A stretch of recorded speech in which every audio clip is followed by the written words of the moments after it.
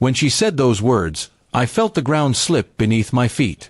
We were sitting in the living room, and out of nowhere my wife sighed and muttered, "Sometimes I think I should have married my ex instead."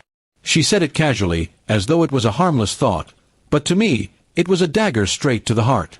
I didn't argue, didn't shout, didn't even ask her why. I simply stood up, picked up my keys, and walked out without a sound.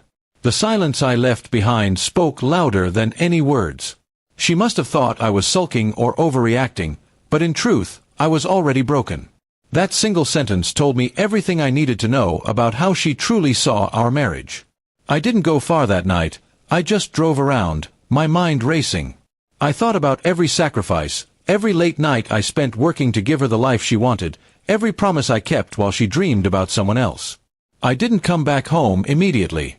Instead, I decided to stay at a hotel for a while. I wanted her to feel the absence, to sit in the silence she had created with her words. I didn't text or call.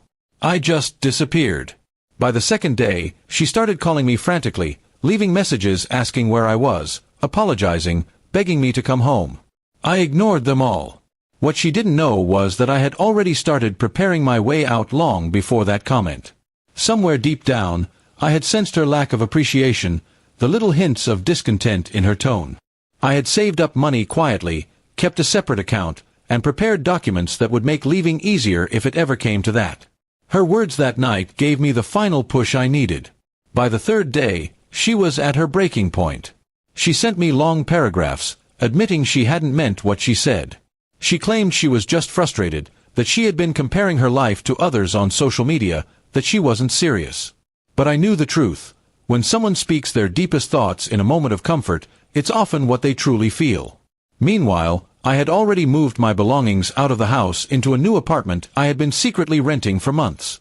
I had a gut feeling she might betray me one day, so I had prepared for that possibility. When she went looking for me at my workplace, she found out from a colleague that I had taken a leave of absence. She must have realized then that I was serious about leaving. She came to the hotel where she suspected I was staying, but by then I was gone. I had left no trace behind, no clue of my new address. She cried to my family, to her friends, trying to paint me as the bad guy who had abandoned her. But when they asked her why, she had to admit what she said to me. That's when they stopped taking her side. Then the real blow hit her.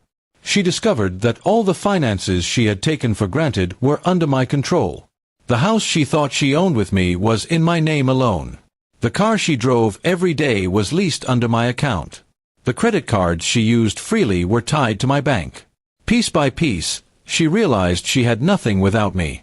I stayed away for a week, and during that time she sent message after message, each more desperate than the last.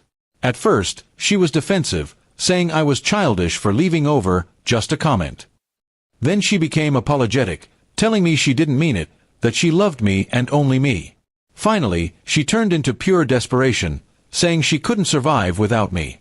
But I remembered every lonely night when I wondered if I was enough, every time she dismissed my efforts, every sigh of boredom she gave when I tried to make her happy. I remembered her exact words, "I should have married my ex." That wasn't just a slip of the tongue, it was her truth. And once someone reveals their truth, there's no going back. On the 9th day, she finally found me. She came to my new apartment, tears in her eyes, looking disheveled and broken. She tried to hug me, but I stepped back. She begged me to come home, promising she would never say something like that again. But her promises meant nothing now. Once trust is broken, no amount of words can repair it. I told her I wasn't coming back. I told her I had already started the divorce process and that she should prepare herself. Her face went pale, and she collapsed onto the floor, sobbing uncontrollably. She said she never thought I would actually leave, that she thought I would argue and forgive her like always. But this time, silence had spoken louder than forgiveness. And that's when she found out everything, the savings account, the hidden apartment, the fact that I had prepared for this long before she even said those words. She realized she had underestimated me, thinking I would always stay no matter what. But now, she was alone with the ghost of her own choices, and I walked away for good.